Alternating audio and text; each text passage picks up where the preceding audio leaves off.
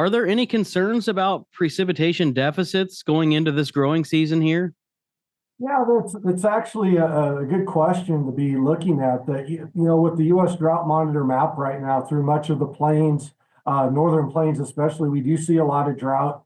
Not as much in the Midwest or southern plains until you get into far areas of South Texas. So you would think that conditions are not too bad through much of the grain belt, but one thing I actually ran across this week in doing the U.S. Drought Monitor map is I pulled up some longer term data. I was looking at data from that accumulated over the last 3, 4, and 5 years. And what I was seeing was over portions of central and eastern Nebraska into much of Iowa, a lot of central and eastern Kansas and parts of Missouri.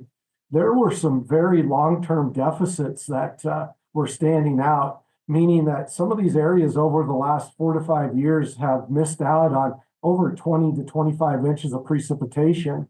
And the further east you go, that doesn't appear to be as problematic because they do have a wetter climate and they do get more precipitation. But definitely as you get into central and western Nebraska and western Kansas, those areas just don't pick up as much annual precipitation. So when you're saying they have missed out on 20 inches or more over the last 5 years, that's basically saying they've missed out on an entire year's worth of precipitation. So typically with agriculture, we're looking at, what are the immediate conditions, the short-term conditions? Is there moisture in the soil? Can I get the crop in the ground and will it have a good growing season?